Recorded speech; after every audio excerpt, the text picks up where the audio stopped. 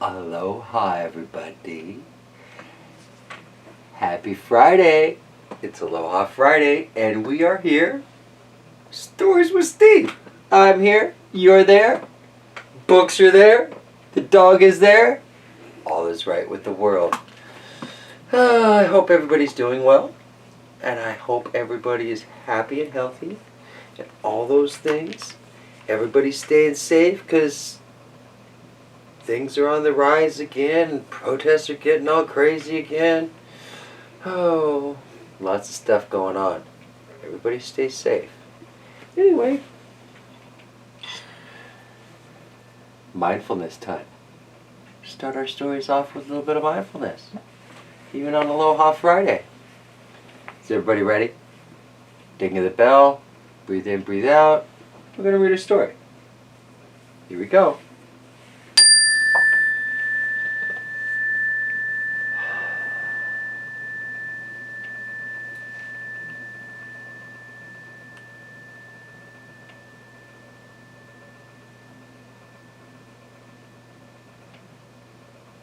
That was nice. Ease this all in. Check this out. Stone Soup. Super classic. I don't know how old this book is. I mean, the story is. This book is new. So I still don't know who sent us this book. The book is new, but the story is, see, timeless stories that are fun to read. Anne McGovern. Pictures by Winslow, Pinney, Pels. Wow, that's a name. Winslow, Pinney, Pels. I was hoping they'd tell when exactly this first story was first written. Text copyright 1968. Illustrations copyright 1986. Ooh, they flipped the numbers there. Interesting. Alright, so we've got Stone Soup. Good old Anne McGovern. Pictures by Winslow, Pinney, Pels. And it's for Christopher Lane. That's by Anne McGovern. And then for Trot, who would eat anything, and did, Winslow, Pinney, Pels. I wonder if, like, Trot was a goat. If you had a goat. That'd be pretty funny. Alright. I know a lot of people know this story, but here we go. You guys ready? It looks interesting. Oh, alas! Alas! Look at that. He looks so forlorn. A young man was walking. He walked and walked. He walked all night and he walked all day. He was tired and he was hungry. Walked all night and walked all day. At last he came to a big house. What a fine house, he said. There will be plenty of food for me here. He knocked on the door. Why do you think somebody will just get up and feed you? That's weird. A little old lady opened it. Good lady, said the young man. I am very hungry. Can you give me something to eat? I have nothing to give you, said the little old lady. I have nothing in the house. I have nothing in the garden. And she began to close the door. Stop, said the young man. If you will not give me something to eat, will you give me a stone? Okay. A stone, said the little old lady. What will you do with a stone? You cannot eat a stone. Ah, said the young man. I can make soup from a stone. Now the little old lady had never heard of that. Make soup from a stone? Fancy that! There are stones in the road, said the little old lady. The young man picked up a round gray stone. This stone will make wonderful soup, he said. Now get me a pot. I just ordering the old lady around? Huh. Why does she have scissors hanging on a thing? I'm confused. She looks scary. The little old lady got a pot. Fill the pot with water and put it on the fire, the young man said.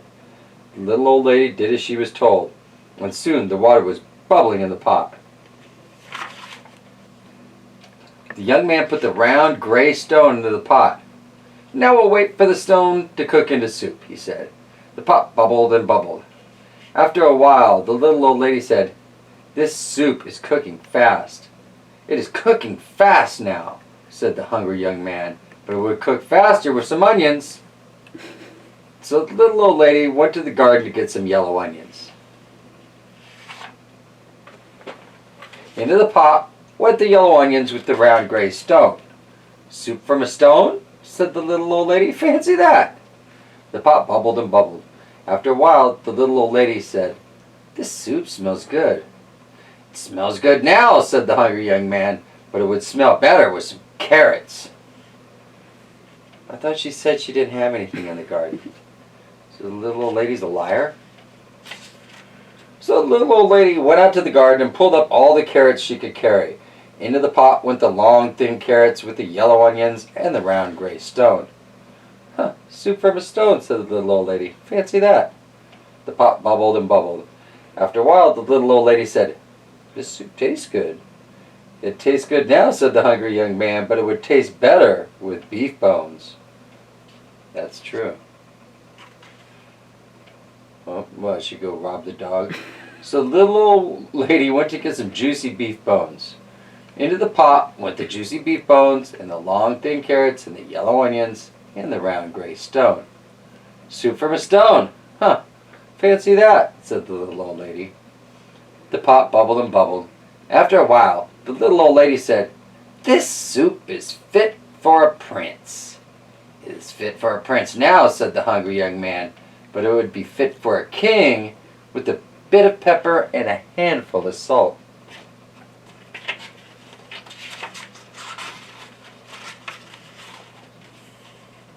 So the little old lady got the pepper and the salt. Into the pot went the bit of pepper and the handful of salt, with the juicy beef bones and the long, thin carrots and the yellow onions and the round gray stone. "Soup from a stone," said the little old lady. "Huh, fancy that." The pot bubbled and bubbled. After a while, the little old lady said, "This soup is too thin." See, little old lady's not the smartest thing on the block here. "It's too thin now," said the hungry young man, "but it would be nice and thick with some butter and barley." So the little old lady went to get butter and barley. Into the pot went the butter and barley, with the bit of pepper and the handful of salt, the juicy beef bones, and the long, thin carrots, and the yellow onions, and the round gray stone. See, she's not the sharpest old woman on the block, I don't think. "Soup from a stone," said the little old lady. "Huh, fancy that." The pot bubbled and bubbled. After a while, the little old lady tasted the soup again. "That is good soup," she said. "Yes," said the hungry young man, "this soup is fit for a king. Now we will eat it." "Stop!" said the little old lady. "This soup is indeed fit for a king. Now I will set a table fit for a king." So she took out her best tablecloth and her best dishes. Then the little old lady and the hungry young man ate all the soup. The soup that was made with the butter and barley and the bit of pepper and the handful of salt and the juicy beef bones and the long, thin carrots and the yellow onions and the round gray stone. See, it's no stone soup at all.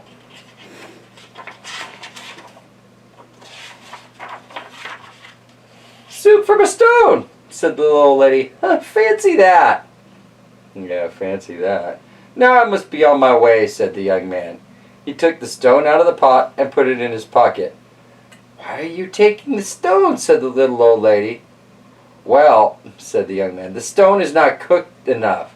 I will have to cook it some more tomorrow." And the young man said goodbye.